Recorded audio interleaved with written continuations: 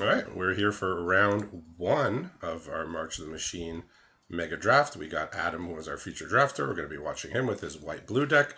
Nice little hand here. Up against Caleb. So, We remember Caleb's on blue green, right? yeah. He was the one with 3 Frost Tricksters. We do see one in his opening hand, along with Preening Champion, and then the big Rhino with Ooh, Blitz. the workshop war chief. Yeah, Caleb's Yeah, trying to that's the make one. Simic great for the first time, I think, in Mega Draft. I think we had one. Did we ever? I'm not sure if we ever had a straight Simic deck take it home. But he's got a nice deck here with all those tempo flyers. We got Thunderous Orator here, and he's got a follow up of an exotic pets. So Oh, good. it's gonna put the pressure on here. Yeah, Preening Champion is just going to essentially kind of get some value, maybe try. Yeah, Breeding Champion.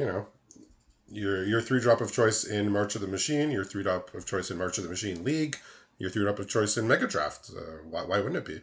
This is just one of the best common creatures that we've seen in recent memory. Honestly, this card was just spectacular. So he's got a Storm Chaser Drake here.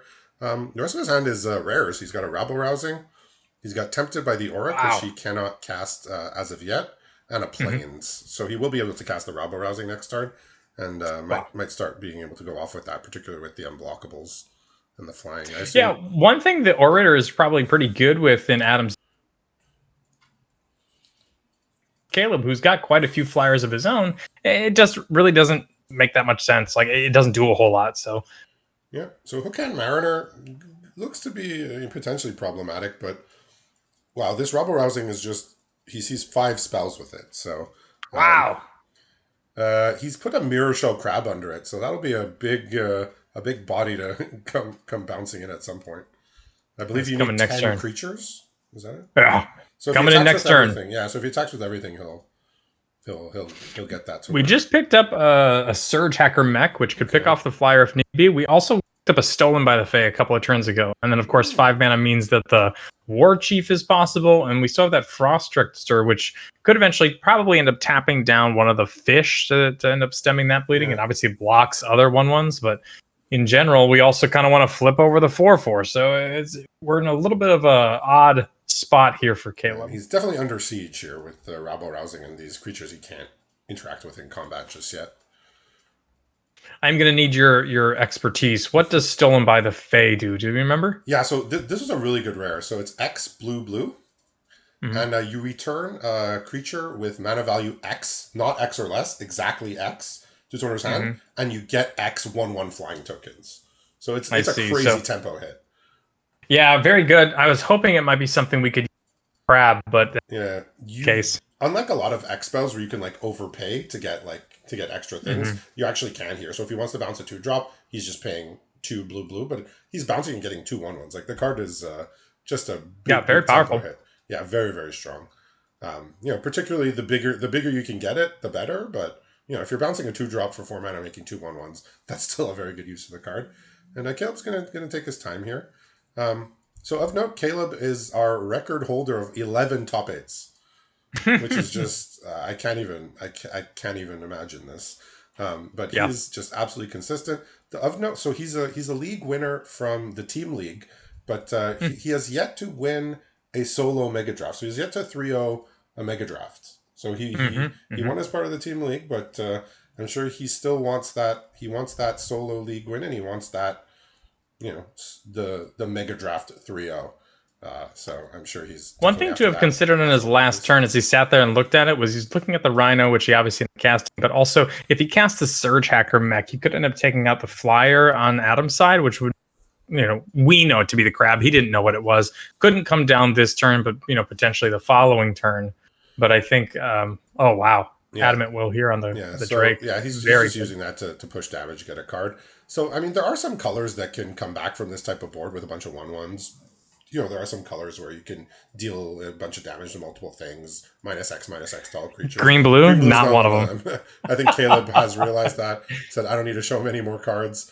That was rough. He just got evasion plus rabble rousing, and just enough interaction there. So Adam is in his third top eight. The the last time he made top 8, he won the league. So that was Capenna just about a year ago. That was our spring set last year. So he's hungry. He's hungry to win another top 8 here after being out of it for the last year. But he's here, and he's here to win. He means business here. So looks like he's bringing in potentially Killshot and Valorous Stance cards that has started in the sideboard.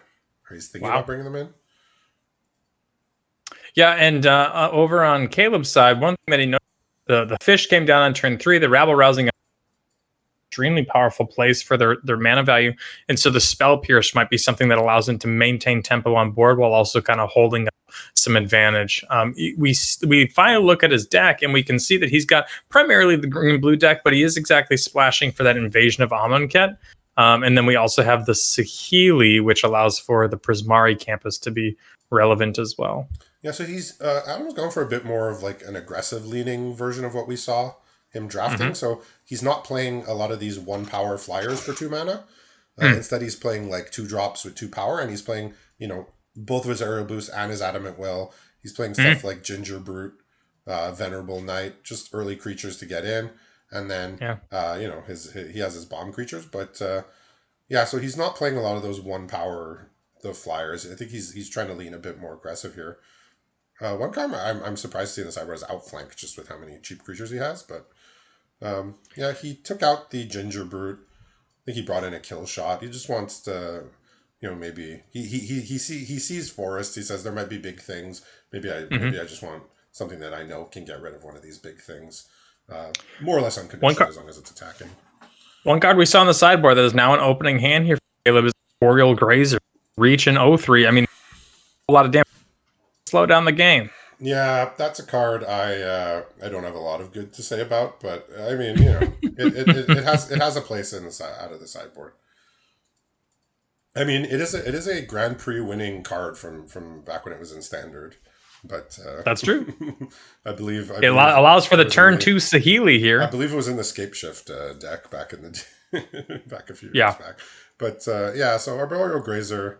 Not the best card limit, but I mean, if you see a bunch of flyers, you could do worse than just siding in a wall that can ramp you, even if it's it wasn't even sided in. It was in the main deck. Okay, yeah, I mean, it's technically ramp, but it puts you down a card, so it's hard to say. I mean, of note, it's not a defender, so if you have that Huatli from War of the Spark, you can take a bunch of Boreal Grazers and get them in for damage. But what's left in Caleb's hand here?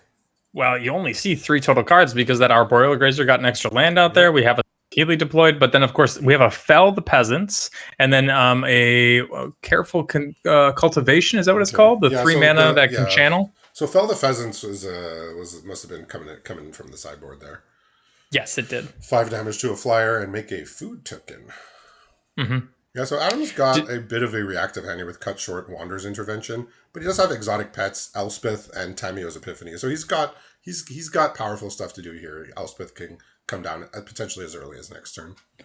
The fish look really good against a Planeswalker, right? Yeah. Like just kind of clearing it in a couple turns. He's not going to be doing any Caleb's face this time around. Yeah, Saheeli, you very rarely actually activated it. You more just used it for the static ability.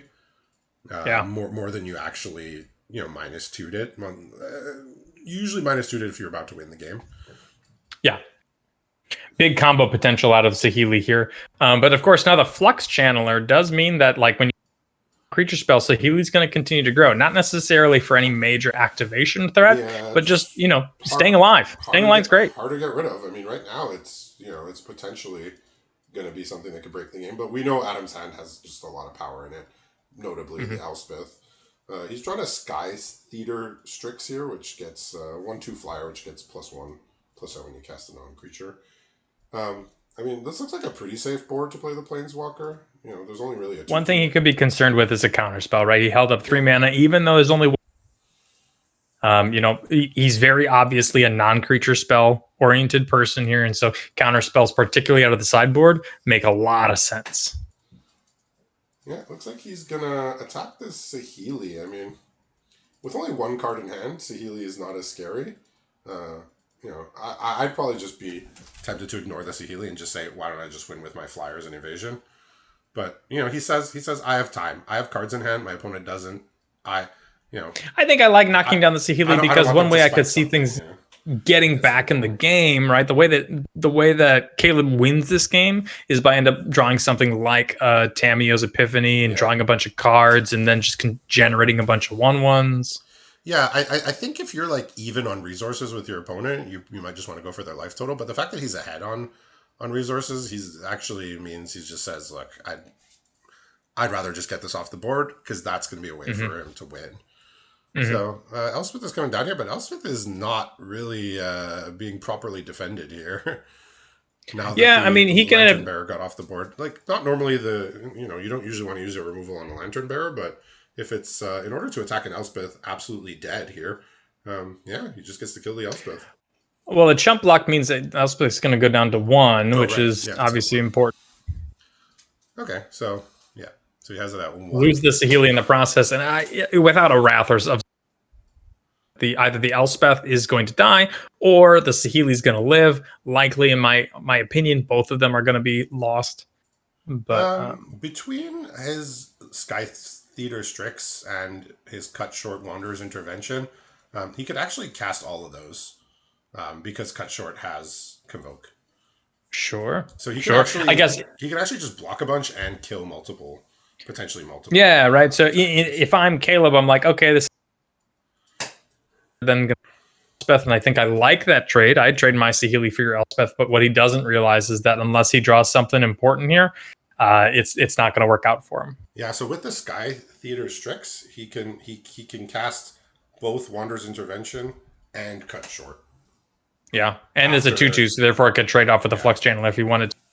Yeah, he probably would kill the Flux Channeler with the Cut Short, but we'll see. Mm-hmm. Caleb needs to draw something real fast because this game. Orochi Merge Keeper. How does that feel? That is a ramp creature, right? Yeah, it's a 2-mana 1/1. That is you like it on turn 2, and after that, not as much. Yeah. It's bad top decks. I mean, that's ramp creatures are traditionally very bad top decks late in the game, especially ones that don't really affect the board. Yeah, he does sort of sniff something out here. Caleb does, saying that I can't. Oh, even if he attacks all, Elspeth just goes down to 1 with just the blocks on board anyway. Yeah, so there's no reason to get in. He's gonna safely on top with Elspeth. He's trying to rabble rousing here. Oh, which can brutal. Really get the beats on here. So he doesn't. So he can attack with the 1/1s and start making more things. He sees probably his best bet here for the rabble rousing is going to be a Realmbreaker's Grasp. Sure. His only other viable option is a 1-drop. The Venerable. I actually also like attacking with the Strix, right? I like it. A 1/1 defense. Fine is a 2/2 in the air. Yeah, it'll just bounce off the Arboreal Grazer, but it does put another 1/1 body into play. I think if it just had the effect tap, put a 1/1 into play, I think people would do that. Like that's a perfectly reasonable effect. Yeah, so he's got the advantage on board. He's got the advantage on on cards in hand, and he's looking to press that advantage here with these powerful rares. Looking for something like an Emoti worth 2 cards or even possibly more. Picking up a forest. Yeah. And so I think that card might be exactly the end. Yeah, he needs like a big bomb. He needs something of huge impact here. He's got Sage of the Falls here, which can now just basically loot to his heart's delight. Those must make soldiers and not humans? Or citizens, I suppose? It makes citizen tokens. Sure. we see on Caleb's screen, he specifically goes and hovers over the citizen token, and then a nice emote suggesting that he also realized this. I believe Elspeth makes soldiers, which, if you look at the art, they are clearly humans, but for the purpose of Sage of the Falls, they are most definitely not. And so are the citizens, right? The citizens are also clearly... I thought they could be elves, right? Oh, I suppose they could be. They look pretty humanish, at least based on the art that I'm seeing here. They could be elvish, but either way, it's kind of just ridiculous. So now here's a question for you on rabble rousing. Can we choose not to cast it and then on the next turn end up just, getting it then? Or do I have to cast it now? May I interest you in eight instances of looting? Is that... Don't deck yourself. I think that's a line that might be some to consider that just because you have the 10 creatures does not mean you need to cast the Realmbreaker's Grasp. Yeah. Right? And so he could hold it for a large creature off the top of it. He says I like my hand. Let's not waste time here. Wow, not even looting? No, Ugh, Caleb is rough. I mean, his hand is not insane, but he has a Study Break, which you can tap 2 creatures. He has Cut Short and Storm Chaser Drake. He feels ahead enough. He doesn't need to toy around here. Really need some sort of planar cleansing, and that's about it. Is there even a card available in this Mega Draft that you cast for green or blue mana that can get him out of this? That's the question. Something like a River's. Yeah, so we just see the power of these rares. Rabble Rousing took over the game, Elspeth, and just a nice run. Just a nice run out here by Adam. So congratulations to Adam, and we'll be following him right into round 2 a bit later. So we'll be back for that shortly.